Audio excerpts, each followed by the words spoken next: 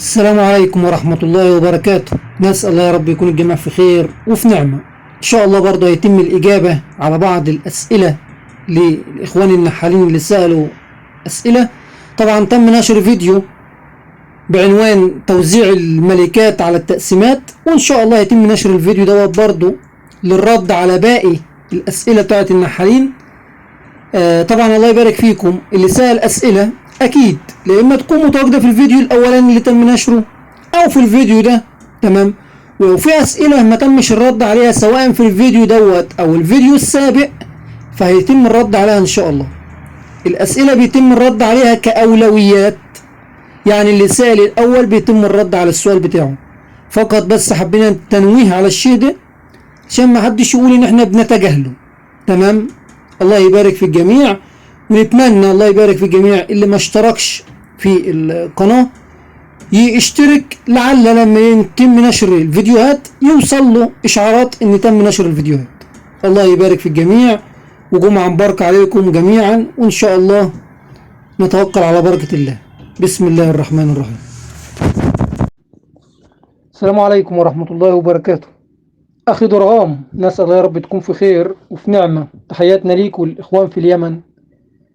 ليك سؤال هنا الله يبارك في عمرك، بتقول إن في شخص نصحك نصيحة بإنك تقوم بأخذ مخلفات الأبقار وتقوم بدعكها في الأعواد البلدية التي لا تبني الشمع، وبحسب قول الأخ اللي هو نصحك النصيحة دي إن الدعك اللي أنت هتقوم بيه دوت هيجعل النحل ينشط في بناء الشمع.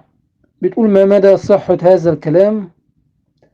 أخويا درغام الله يبارك في عمرك، احنا ربما لو انت متابعنا الله يجزيك الخير قلنا مش اي نصيحة نستمع ليها تكون صحيحة. تمام. الله يبارك في عمرك، اولا مخلفات الابقار او مخلفات الحيوانات عامة بشكل عام، تمام، ان انا هجيبها واحطها في الاعواد البلدية عند جهة الباب سواء الخلفي او الباب الامامي، تمام، النحل هينشط مالها ديت ومال النشاط؟ الله يبارك فيك، دي ملهاش علاقة بالنشاط. نشاط النحل الله يبارك فيك سواء انت او اللي بيستمع ليا يعتمد على مرعى حبوب لقاح. النحل طالما بيجيب كمية من حبوب اللقاح او اللي انتوا بتسموها في اليمن الردم، تمام، طالما بيجيب كمية حبوب لقاح من الخارج وما شاء الله درجات الحرارة نقدر نقول 25 درجة 30 درجة، درجات حرارة نقدر نقول معتدلة، تمام، هتبص تلاقي تبارك الله ما شاء الله الأكباح البلدية بتنشط في عملية بناء الشمع. كذلك الخلايا الإطارات نفسها هتلاقيها تنشط برضو ما شاء الله، وفي نشاط سواء في الملكة وضع البيض أو قيام النحل مثلا ببناء الشمع، تمام. إنما إنك أنت تقول والله هروح أجيب مخلفات الأبقار أو مخلفات مثلا الجمال أو الإبل أو أي حاجة من المخلفات دي وتقوم بدعك الباب سواء من الخلف الباب اللي هو بتاع الخلايا أكباح البلدية من الخلف أو من الأمام، ده ملوش علاقة الله يبارك فيك خالص. تمام. برضو بنستمع لبعض الأقاويل برضو يقول لك التدخين بروث الأبقار أو مخلفات الأبقار، تمام، بيمنع الفروة من الخلايا، تمام، برضو كلام لا أساس له من الصحة. أنا بقول كلام الله يبارك في عمرك يا أخويا درغام، والله اشتغلنا بيه وشفنا، اشتغلنا بالشيء ده وشفناه، تمام، اللي هو فيما يخص التدخين بمخلفات الأبقار، تمام، أو عامة مخلفات الحيوانات بصفة عامة. طالما أنت عندك فروة والفروة نقدر نقول فيها نشاط بالخصوص مع درجات الحرارة المنخفضة، تمام، لازم أن تتدخل في الحالة ديت بمادة من المواد اللي هي تقدر نقول تخلصك من الفروة بنسبة 95%، تمام، سواء هتستخدم أحماض أو لو عندك شرائح ويكون المادة الموجودة في الشرائح ديت مادة فعالة، تمام. إنما التدخين الله يبارك فيك سواء بمخلفات الأبقار أو سواء حتى بالأعشاب زي الكينة والزعتر وبعض الأمور دي، تمام، لو حدث تساقط للفروة بيكون تساقط بسيط جدا ضعيف جدا، تمام، وعلى شرط لابد أن يكون في الخلية في أرضيتها لا إما غربال من السلك عشان يمنع صعود الفروة مرة أخرى، لا إما يكون في ورقة مدهونة بالفوزلين، تمام.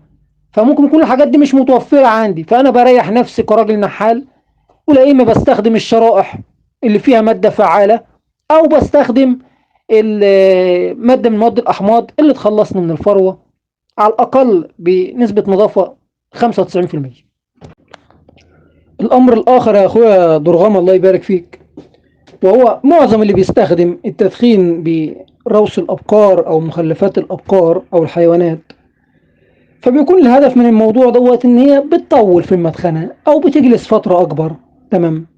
على العموم الله يبارك فيك، لو أحد بيستخدم التدخين بالأمور ديت، أتمنى منهم بس من اللي بيستمع مني للكلام بتاعه وبيكون بيدخن بالأمور ديت في الخلايا، عندي وجود موسم فيض أو موسم العسل، تمام، يعني يبتعد عن الشيء ده. تمام. مفيش مشكلة، وانت بتجيش النحل لو حبيت تدخن بالأمور دي دخن، ولكن عندما تيجي تخش موسم فيض أو موسم عسل، يفضل ويكون أحسن إنك أنت تبتعد عن الشيء ده. تمام. لأن دائما الروائح بتيجي في العسل، سواء داخل موسم السدر، موسم السمرة، أي موسم عسل، لو دخنت أزيد من اللازم هتترك الروائح ديت سواء في الشمع، سواء في الأقبحة البلدية الأعواد، أو في الخلايا اللانجستروس، هتترك روائح في العسل. فيفضل الابتعاد عن الشيء ده. نرجع لموضوع سؤالك الله يبارك فيك. طب هل ممكن الواحد يعني يدعك أو يدهن باب الخلية من الأمام ومن الخلف، تمام، بالطين؟ الطين، نعم، الطين ما فيش مشكلة، وبيكون الهدف من الشيء دوت أو الإخوان اللي بيقوموا بالعمل دوت، تمام، لما بيكون في أجواء برد، تمام، ويقوم مقفل الغطا من الأمام ومن الخلف في الأجبحة البلدية عشان يمنع دخول تسربات هواء للداخل، وبالتالي الجبح البلدي أو العود البلدي يتكيف في درجات الحرارة. تمام. ومع وجود المرعى النحل ما شاء الله بيبني إيه، بنى شمع في الداخل. تمام. ده دايما بنلاحظه أو بنشوفه دايما الإخوة في اليمن بيقوموا في العمل دوت، وكذلك المملكة العربية السعودية عند دخول موسم الفيض، تمام، أو موسم العسل، سواء موسم مثلا سمرة أو سدرة، دايما بيقفلوا الأمور فتحة الجبح من الأمام ومن الخلف. وبالخصوص لما يكون في بعض الأجباح أو الأعواد البلدية فيها تشققات كبيرة ونقدر نقول مكسرة بعض الشيء. تمام. ولكن خلي بالك بيكون دعكها بالطين، تمام، وليس بمخلفات الأبقار. أتمنى يكون الصورة واضحة ليك. مشكور أخوي. السلام عليكم ورحمة الله وبركاته. حياك الله أخويا أبو محمد، نسأل الله يا رب تكون في خير وفي نعمة. كتبت هنا تعليق الله يبارك في عمرك، بتقول عندك خليتين، كل خلية 5 براويز، بتقول ما النصيحة اللي أوجهها لك في العمل ده؟ طبعا أنت بتقول من منطقة الرمادي في العراق. تحياتنا ليك والإخوان جميعا في العراق، الله يبارك فيك. الله يبارك في عمرك. استغل وقت النشاط في الانطلاقة الربيعية اللي احنا موجودين فيها دلوقتي، قدم بعض التغذية التحفيزية للخليتين دولت، تمام، مع إن شاء الله النشاط النحل في المرعى وحبوب اللقاح، تبتدي الملكة تتوسع في البيض وعش الحضنة، تمام، وبالتالي الخلايا لما تحتاج منك إضافة بعض البراويز أو الإطارات تضيف لها إن شاء الله وتمشي في التوسع معاها حسب احتياج الخلية. تمام. لابد إنك أنت يكون كفحت فروة الله يبارك فيك، على أساس إن الأجيال الجديدة اللي هتطلع من الشغالات تكون أجيال نقدر نقول خالية من الأمراض، خالية من أي فيروسات. تمام. هي ديت النصيحة اللي أنا أقدر أقدمها لك. تمام. بالخصوص لو أنت عندك الخليتين دول فقط، لو أنت عندك الخليتين دول فقط. تاني حاجة الله يبارك فيك، 5 براويز الخلية مع انطلاقة النحل في الربيع أو الفترة اللي احنا موجودين فيها ممتاز، ما هوش وحش يعني. تمام. خلايا 5 براويز نقدر نقول خلايا متوسطة، مع التحفيز ليها بالتغذية السكرية وإضافة بعض البراويز في التوسع والنشاط، إن شاء الله تتقدم، توصل معاك 6 7 لحد ما توصل معاك ما شاء الله تكتمل. تمام. نسأل الله يا رب يكون في خير وفي نعمة، وتحياتنا ليك وللإخوان في العراق. السلام عليكم ورحمة الله وبركاته. حياك الله يا أخويا، نسأل الله يا رب تكون في خير وفي نعمة. سألت سؤال هنا مكون من عدة أسئلة، بتقول هل الخلية التقسيمة نفرز منها العسل أو نجني منها العسل؟ تمام. وبتقول هل القسم على بروازين أو إطارين أفضل او التقسيم على برواز واحد فقط. وبتقول هل نقسم قبل ظهور اي ذكور او لا؟ تقول طبعا اخوك من الجزائر. اخويا الله يبارك في عمرك، تحياتنا ليك ولكل الاخوان في الجزائر. اول شيء الله يبارك في عمرك، بالنسبه للخلايا التقسيمات الجديده، هل نفرز منها العسل ولا ما نفرز العسل في موسم الفيض؟ تمام، الله يبارك فيك. لو الخليه التقسيمه انا عملتها، خلينا نقول انا عملتها دلوقتي اول شهر 3 او شهر مارس، وعندي موسم الحمضيات هيجي لي كمان 25 يوم، وما شاء الله عملت الخليه التقسيمه حاليا 3 براويز. تمام. لو جيت وقت فرز العسل ولقيت التقسيمه ديت وصلت معايا لحدود 6 و7 براويز، تمام، ايه المشكله ان انا افرز العسل اللي فيه؟ تمام، بس مش لدرجه ان انا ادمر الخليه. بمعنى دائما في الغالب بيكون الاطارات او البراويز اللي جنب الجدار بتكون عسل خالص، تمام، مفيش فيها حضنه، او نقدر نقول عسل وخبز النحل اللي هو حبوب اللقاح. دي اقدر اطلعها، البراويز دي اقدر اطلعها واستغلها ان انا افرزها. تمام. طبعا انا اتكلم لما يكون خليه ما شاء الله او تقسيمه وصلت معايا في الموسم ل6 براويز 7 براويز وفيها براويز كامله عسل، اقدر ان انا استغلها. تمام. انما خليه بروازين 3 براويز هفرز منها عسل ايه؟ مش هطلع حاجه، بل بالعكس ان انا هضر الخليه. تمام. فيما يخص الجزء الثاني من السؤال بتاعك، ان الخليه اللي هي ممكن الواحد يقسم تقسيمه على بروازين ولا كل خليه برواز واحد، الله يبارك في عمرك. موضوع التقسيم انا اتكلمت فيه، اكيد انت استمعت للفيديو ده. كل ما الخليه اللي انت تقسمها او التقسيمه اللي انت تقسمها تكون من متوسطه لقويه، تمام، مع ملكه فتيه، فهي هتكون سريعه في التقدم. تمام. خلينا نقول لو احنا عملنا تقسيمه 3 براويز مع ملكه عذراء وتم تلقيح الملكه، ما شاء الله تبارك الله، في وجود نشاط في حدود مثلا شهر ونص لشهرين الخليه دي توصل معاك 7 و8 براويز. تمام. وهي في الاصل خليه تقسيمه من 3 براويز او اسمه من 3 براويز، عكس لما انا اعمل اسمه من برواز واحد. الاسمه اللي من برواز واحد دي معرضه للخطر. خطر ايه؟ ممكن يجي لا قدر الله اي انخفاض جوي او منخفض جوي تضر التقسيمه دي. تمام. تبقى عرضه للسرقه والهجوم داخل المنحل. تمام. تقدمها نفسه هيكون ضعيف، التقدم بتاع الخليه ده يكون ضعيف لدرجه كبيره جدا. يعني احنا لو قلنا على الخليه اللي هي 3 براويز او الاسم اللي على 3 براويز مع ملكه فتيه تتقدم ما شاء الله تبارك الله في حدود شهر ونص لشهرين توصل معانا 6 و7، فالخليه اللي هتكون من برواز واحد دي ممكن تقعد عندك 3 4 اشهر على ما توصل معاك 6 براويز. تمام. وبعدين ممكن في اي لحظه الملكه بتاعتها تفقد او يتم تيتيم الخليه دي تبقى يتيمه، وبالتالي اخش في منحدر انا مش عاوزه. اتمنى يكون واصله لك الجزئيه دي. تمام. فلا اما تعمل تقسيمه من 3 براويز مع ملكه عذراء، او تعمل تقسيمه من بروازين حضنه مغلقه، خلي بالك، بروازين حضنه مغلقه، تمام، مع برواز مخزون من العسل وتديها ملكه عذراء. تمام. اقل من كده صدقني ليها شروط كتير جدا وهتتاخر معاك في التقدم، ونقدر نقول مش تقسيمه بقى، دي تسميها نويه. لو انت هتعمل اقل من كده اللي هي برواز، دي تعتبر نويه. اتمنى يكون الصوره واضحه لك. تمام. الله يبارك في عمرك. الجزء الاخير من السؤال بتاعك بتقول هل ممكن نقسم قبل ظهور الذكور في المنحل؟ لا، ما انصحكش. لابد ان يكون النحل عندك او الخلايا اللي انت هتقسم منها موجود فيها حضنه ذكور، او على الاقل ان الذكور ديت الحضنه ديت خرجت. تمام. في الحاله ديت اقول لك توقع الله اقسم.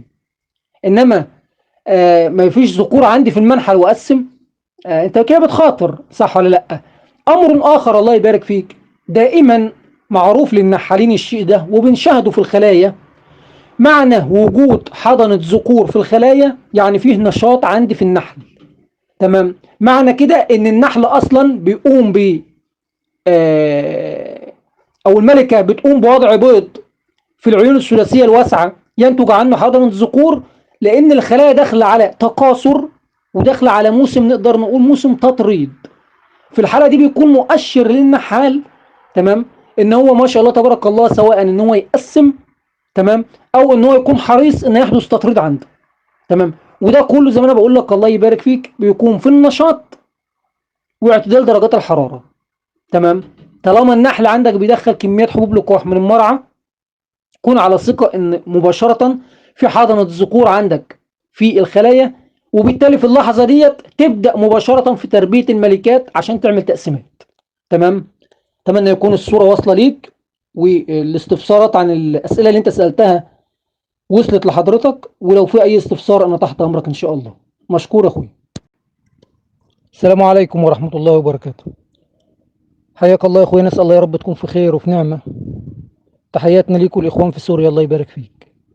ليك سؤال هنا بتقول بالنسبه للتغذيه السكريه في الربيع، هل نغذي على طول ولا نتوقف في فتره معينه؟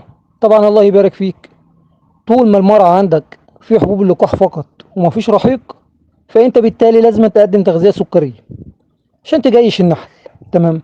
لان كميات حبوب اللقاح اللي جايه من الخارج او الوارد اللي النحل بيجيبه من المرعى من حبوب اللقاح، يحتاج في المقابل لا اما يكون في رحيق، تمام، اللي هو بمعنى اصح بيكون في الازهار وبالتالي يتحول لعسل، سواء لتغذيه اليرقات او لمط الشمع والتطور في الخليه، او انك انت تعوض الشيء دوت بالبدائل اللي هو التغذيه السكريه، تمام. طالما الله يبارك في عمرك مفيش رحيق في المرعى، لازم تقدم تغذيه سكريه لحد ما ياتي الرحيق في المرعى. وعلى شرط لابد الرحيق اللي يكون جاي من المرعى، سواء بقى من لوزيات من اي ازهار، يكون كميات تكفي، تمام.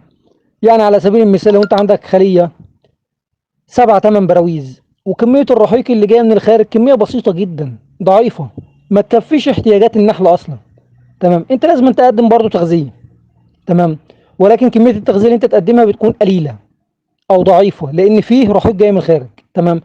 لو الرحيق اللي جاي من الخارج ضعيف خالص او متوقف نهائي، لازم تدي كميه، تمام، تكفي الكثافه النحليه اللي في الداخل، تمام، علشان بالتالي تلاقي تطور داخل الخليه. ان كنت هتقسم، كنت هتجيش نحل الموسم العسل، تمام.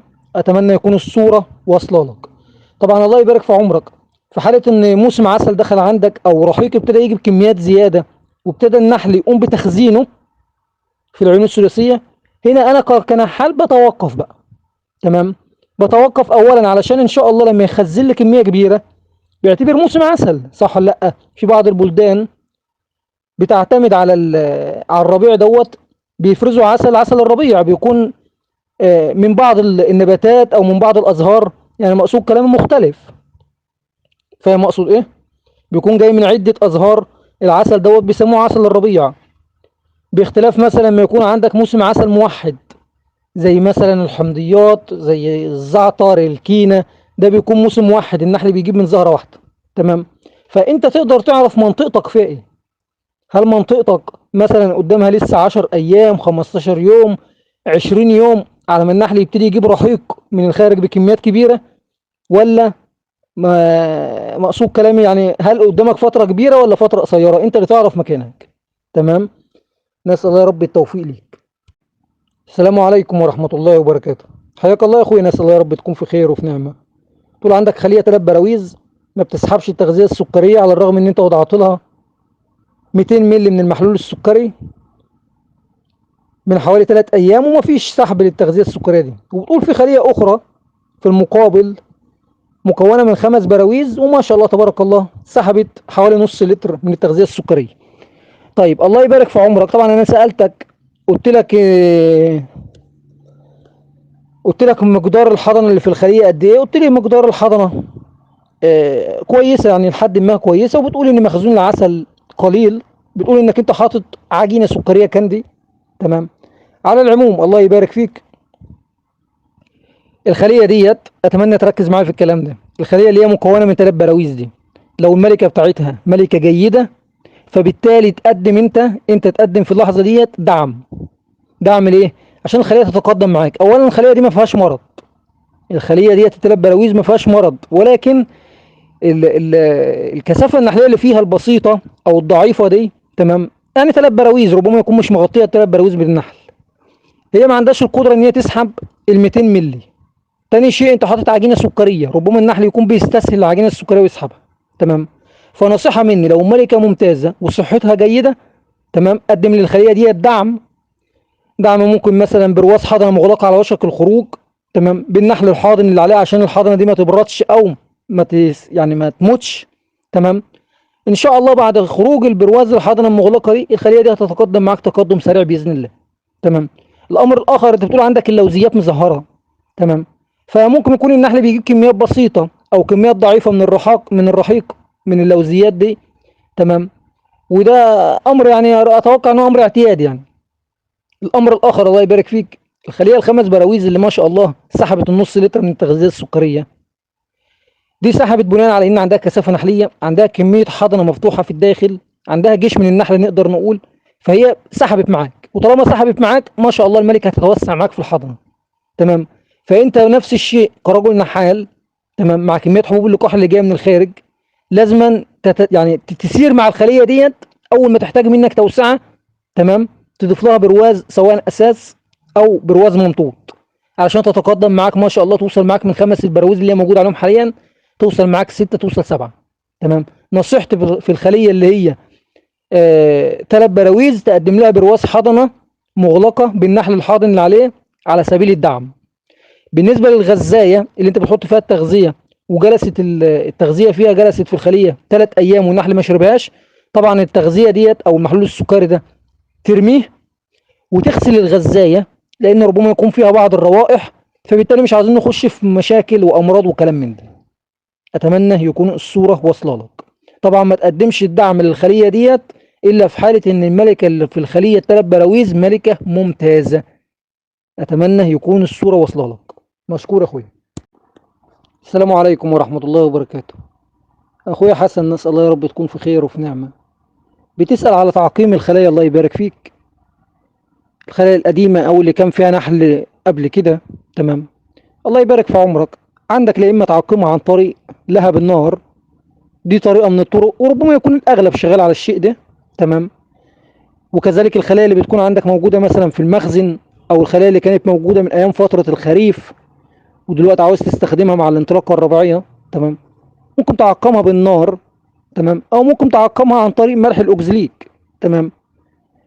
برضو ترش الخلايا، طبعا انا اتكلم خلايا فارغه بدون نحل عشان يكون الكلام واضح. تمام. تعقمها برضو عن طريق الملح الاوكزليك او الاوكزليك. تمام. وتتركها الله يبارك في عمرك مثلا لمده 24 ساعه، 48 ساعه في الشمس برضو.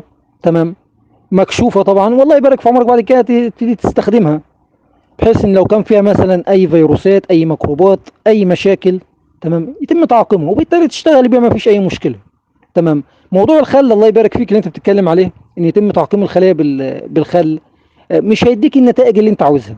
تمام. هو زي ما بقول لك الطريقتين دولت، يا اما النار عن طريق لهب النار او عن طريق الاوكزليك، دولت اللي ربما يكون يعني ما شاء الله هتلاقي نتائج ممتازه. فيما يخص الخل الله يبارك فيك، الخل نصيحتي يعني الخل طبعا تستخدمه مع التغذيه السكريه فقط. تمام. وخل التفاح مثلا او الخل اللي انت بتشتغل بيه، تمام، تضيفه على التغذيه السكريه هو ممتاز. انما في موضوع التعقيم انا ما افضلوش. تمام. بعدين ما تنساش حاجه تانية الله يبارك فيك، لو عندك مثلا 20 خليه، 30 خليه عاوز تعقمهم علشان مثلا تجهزهم للتقسيمات اللي في الربيع، شوف هيكلفوك قد ايه خل. تمام. مبلغ برضه، صح ولا لا؟ تاني شيء الله يبارك فيك، الاوكزيليك ممكن 35 جرام من الاوكزيليك اسيد على 1 لتر ميه، ممكن تعقم منه ما شاء الله تبارك الله، تعقم منه يمكن مثلا في حدود 10 15 خليه، 20 خليه. تمام. مقصود كلامي انك انت مش هتكلفك كفلوس يعني، وربما يكون عندك اصلا الاوكزيليك موجود عندك بكافح بالفروه، صح؟ ولو ما عندكش الاوكزيليك اكتفي فقط بالنار. ممتاز. اتمنى يكون الصوره واصله لك. اهم شيء لو عقمت بالاوكزليك، تمام، ما تحطش النحل مباشره في الخلايا، اترك الخلايا زي ما انا بقول لك 24 ساعه، 48 ساعه في الشمس تنشف وتشمس، وبمعنى اصح تجف من المواد السائله اللي انت حطيتها داخل الخليه. تمام. وبعد كده تسكن النحل بتاعك. تمام. مشكور يا اخويا. السلام عليكم ورحمه الله وبركاته. حياك الله يا اخويا، الله يبارك في عمرك. بتقول عندك خلية الله يبارك فيك مكونة من 3 براويز، وضعت ليها 10 سنتي حمض الفورميك اسيد تركيز 60%، حصل فيها موت. بتقول اكتر من نص النحل في الخلية مات. بتقول وباقي الخلايا لم تتأثر، بالرغم من ان يوجد اضعف من الخلية اللي هي 8 براويز ديت، ووضعت ليها برضو 10 سنتي، وما شاء الله تبارك الله النحل بصحة جيدة. انا رديت عليك نهاريها الله يبارك في عمرك، او بعد حدوث المشكلة دي عندك، قلت لك عندك مرض. تمام، وده الاغلب. اخونا اتوقع ابو عمر رد عليك، بيقول لك كميه الفورميك اسيد زياده. لا لا، كميه الفورميك الله يبارك في عمرك ما هيش زياده. ال 10 سم من الفورميك اسيد تركيز 60% او 65% ما هوش زياده. وعاوز اقول لك على شيء الله يبارك فيك. انت لما جيت تكافح ده بناء على كلامك انت، كلامك انت اللي بيقول كده. بتقول انك انت وضعت 10 سم للخليه 8 براويز، وفي خلايا اضعف منها وضعت ليها برضو نفس الكميه 10 سم. تمام، ومفيش نحل مات. اصبح ان المشكله في الخليه دي، المشكله مش في جرعه الفورميك اسيد، لا المشكله في الخليه دي. تمام، على الاغلب فيه مرض. تمام، ربما يكون المرض ما كانش ظاهر قدامك انت كرجل نحال. ما هو المرض الله يبارك في عمرك لما يكون في مرض في خليه نحل، مش لازم ان النحل يزحف، او مش لازم ان النحل مثلا يسهل اسهال، ما هو شرط. تمام، ممكن يكون لسه بوادر لسه اول اعراض المرض. تمام، فهو بالتالي الله يبارك في عمرك الخليه دي كان فيها مرض ما. ايه هو المرض انا ما اقدرش احدد او ما اقدرش اقرر، انما هل ان النحل مات بسبب الجرعه الزايده؟ لا، وانا عارف انا بقول لك ايه. تمام. طبعا مش معنى كده ان احنا بنقول لاي احد روح كافح وحط 10 سم وحط 12 سم فورميك اسيد، لا. احنا دايما نقول مقوله، وهي قبل ما تكافح المنحل بتاعك جرب على خليه واحده، لان الفورميك اسيد اللي انت شاريه ربما يكون مكتوب على العبوه من الخارج تركيز 60%، والتركيز يكون اعلى، بسبب طبعا ما شاء الله تبارك الله معظم المصانع او التعبئه اللي داخل الوطن العربي مش موثوق فيها. فبنقول دايما اي نحال يجرب على خليه واحده. بعد ما يجرب على خليه واحده ويبص ينتظر طبعا في حدود الساعتين 3 ساعات، سريعا ما شاء الله ما يكون الفورميك دوت اتبخر داخل الخلايا واعطى النتائج. لان لو فيه موت في النحل مباشره بعد نص ساعه تلاقي النحل بيموت لو في موت. انما طالما مر على النحل 3 ساعات، تبارك الله ما شاء الله تقدر في اللحظه دي تعمم على المنحل كله. طبعا قبل ما تعمم على المنحل كله هيكون فحصت الخليه، اتاكدت ان الملكه بصحه جيده، اتاكدت ان مفيش اي موت في النحل سواء في داخل الخليه او في خارج الخليه. في اللحظه دي بتعمم على المنحل كله، وده اللي احنا شغالين عليه. تمام، شغالين عليه ليه؟ بناء على ان الفورميك للاسف معظم الفورميك اللي بيتباع في الاسواق مضروب، مش بتاع بلاده. مش هنقول مثلا فورميك اسيد الماني ولا لا، بيتم تعبئته وبيتم تخفيف التركيز بتاعه داخل البلد، سواء بلدك سوريا، سواء مثلا الأردن، مصر، أي بلد عربية. تمام، أتمنى يكون الصورة واصلة لك. حاول الخلية اللي مات فيها النحل، اللي هو بناء على المكافحة مات نص النحل ده، تضغط الخلية. تمام، تبتدي تقول طبعا تستعوض ربنا سبحانه وتعالى، تبتدي تقدم بقى تغذية للخلية ديت. تمام، بحيث ان هي ايه يعني تقدر تقول تتقوى تاني. يعني ممكن يكون مثلا بعد موت النحل اللي حدث نزلت من 8 براويز بقت 4، او بقت 5 براويز، او بقت حتى 3 براويز. تمام، اضغط الخليه، شيل البراويز اللي ملهاش لازمه. لو في حضنه الله يبارك في عمرك في الخليه ديت ممكن مثلا تكون فيها خطر، او مثلا لا قدر الله ممكن تبرد، حاول توديها لاي خلايا ضعيفه تغطي الحضنه ديت. مقصود كلامي حاول تهتم بالخليه ديت. تمام، وتتابع، ولما تيجي تقدم لها تغذيه سكريه شوف هل هي بتسحب التغذيه ولا لا.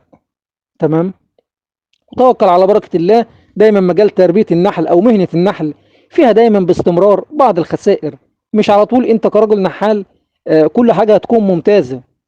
تمام، لابد ساعات انك انت تكون مثلا فاحص الخليه اليوم تلاقي ملكه ماتت، بتلاقي مثلا لا قدر الله في اعداء للنحل، بتبص تلاقي في حدث تسمم في المرعى. تمام، زي ما بيقولوا النحال دايما متعود على الامور اللي بتحدث دي. تمام، فاستعوض ربنا وتوكل على الله. ان شاء الله مع انطلاقه النحل في الربيع تقدر تقسم من الخليه اللي ماتت ديت خليه واثنين وثلاثه ان شاء الله. تمام، توكل على الله ويعني اترك الامور على ربك، ما تزعلش زي ما بيقولوا يعني. وانا اختلف مع وجهه نظر الاخ ابو عمر ان دي جرعه زياده. مشكور يا اخويا. السلام عليكم ورحمة الله. أخويا محمد الله يبارك فيك. طبعا بالنسبة للخلية التلات براويز قلت لك قدم لها برواز حضنة مغلقة على وشك الخروج بالنحل الحاضن بتاعه على سبيل الدعم. دلوقتي أنت بتقول ممكن يحدث قتال ما بين البرواز دوت وما بين الخلية التلات براويز. الله يبارك في عمرك. طبعا أنت هتيجي على الخلية القوية اللي أنت هتشيل منها برواز الحضنة، تمام، تدخن عليها تدخين بسيط مش قوي، تدخين بسيط، والخلية التلات براويز هتدخن عليها برضه.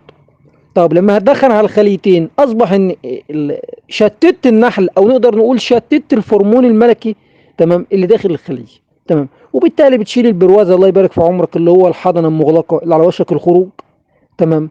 طبعا تتاكد اهم حاجه ان ما فيهوش الملكه، تمام، والنحل اللي هتشيله عليه اللي هو النحل الحاضن نحل صغير في السن اصلا، تمام، وهتدعم بيه الخليه الثلاث براويز، وهتدخل نفس الشيء برضو تدخين بسيط برضو. التدخين هو الميزه فيه ايه؟ التدخين ان هو بيشتت الروائح بتاع الخليه، بيوحد الروائح بتاع الخليه سواء البرواز اللي انت ضفته كدعم او الخليه الثلاث براويز، تمام. في اخوه تانيين بيستخدموا مثلا ميه الورد وبعض الامور في عمليه الدمج او الدعم، تمام، ولكن انا عن نفسي بستخدم دايما التدخين، لان هو الهدف كله في الموضوع انك انت لما تشتت روائح النحل، تمام، وبعد كده تقوم بدعم او تقوم بدمج او تقوم مثلا بايا يكن، تمام، لا يحدث اي مشكله، تمام. يعني انا بكلمك عن نفسي، مش هقول لك عملتها مره، عملتها بدل مره الاف المرات، سواء في مصر او سواء في المملكه العربيه السعوديه حتى في النحل البلدي، تمام. الامر الله يبارك في عمرك ما فيهوش الصعوبه اللي انت واخد بالك منها. اهم حاجه بس انك انت زي ما بقول لك تدخن على الخليه بحيث تشتت النحل، تمام، وتشتت الروائح بتاعته، تمام. اتمنى يكون الصوره واصله لك. مشكور يا اخويا. السلام عليكم ورحمه الله وبركاته. اخويا الله يبارك في عمرك، فيما يخص السؤال بتاعك، البرواز اللي هو انت حاطه شمع اساس والنحل مط جزء بسيط من الاسفل، بتقول هل هيمط النحل البرواز كامل ولا لا؟ نعم هيمط وما فيش اي مشكله، تمام. ولكن طبعا الله يبارك في عمرك في بعض العوامل لابد تتوفر، مثلا كحبوب اللقاح في المرعى، كدرجات الحراره، كثافه النحل. الحاجات دي اول ما هتتوفر، تمام، مباشره النحل ما شاء الله هيمط البرواز كامل، وربما يكون مع توسع النحل في الحضنه هيطلب برواز اخر، وكذلك الامر في التوسع. الاخ اللي هو رد عليك قال لك عرض البرواز او ضع البرواز في الشمس وحط عليه محلول سكري، تمام. اخونا كمال طبعا رد عليه قال له ان البرواز هيسيح او يخرب. هو الاخ بيتكلم في فكره ان طبعا الشمس او حراره الشمس لما تيجي على البرواز الاساس ده يلين او يبقى لين، تمام، وبالتالي النحل يقوم بعمليه مطه. طيب احنا ليه نعمل ده كله؟ الله يبارك فيك، هي فكره الاخ، انا فاهم فكره الاخ اللي بيتكلم فيها، ولكن الله يبارك في عمرك ليه نعمل ده كله؟ الله يبارك فيك، النحل لو طالما عنده، خلي بالك من الكلام ده بقى، النحل طالما عنده كثافه نحليه داخل الخليه، تمام، والنحل الله يبارك في عمرك ربما يكون درجه حراره الخليه من الداخل تصل لحدود 34 35 درجه، تمام، مع الكثافه النحليه اللي داخل الخليه هي مباشره بتعمل نقدر نقول لين، او بتخلي البرواز الاساس دوت يكون لين يضاهي درجه حراره الشمس اللي في الخارج، وبالتالي هتمط البرواز او هتمط الاساس الشمعي ده، تمام. فهي مش محتاجه الله يبارك في عمرك ان احنا نطلعه نحطه في الشمس، تمام، الشمس يلينه، الشمس تسيحه. انت حط في اعتبارك الشيء ده، عندك نشاط في النحل، عندك كميه حبوب لقاح جايه من المرعى بكميات كبيره، او الوارد من حبوب اللقاح اللي جاي من المرعى بكميه كبيره، تمام، في توسع في النحل في عش الحضنه، اعتدال في اجواء الحراره او في درجات الحراره، تمام، بالخصوص اذا كانت مثلا درجات الحراره فوق ال 23 25 درجه، مباشره هتلاقي النحل بيتوسع وبيمط البرواز دوت ما شاء الله، وبياخد غيره وغيره وغيره. طبعا كل الكلام ده بناء على ايه؟ على ان يكون جوده شمع الاساس جوده كويسه، ما هو الشمع اساس رديء او شمع اساس مضروب، تمام. اتمنى يكون الصوره واصله لك. طبعا فكره اخونا بتاع البرواز اللي هو بيقول لك حطه في الشمس، هي مش محتاجه، الخليه في الداخل. الله يبارك في عمرك، احنا بنشوف الشيء ده لما يكون البرواز او شمع الاساس مش مثبتينه، مش مثبتين شمع الاساس في الخشب نفسه، في برواز الخشب، تمام، مش مثبتينه كويس، بنبص نلاقي ان درجه حراره النحل الحاضن عند عمليه مط البرواز بيقوم البرواء الشمع مخلوع من عند السدابة. احنا بنشوف الشيء ده كتير. طب ليه؟ لان النحل بيولد حرارة داخل الخلية. تمام. مشكور يا اخويا، اتمنى يكون الصورة واصله لك. مشكور.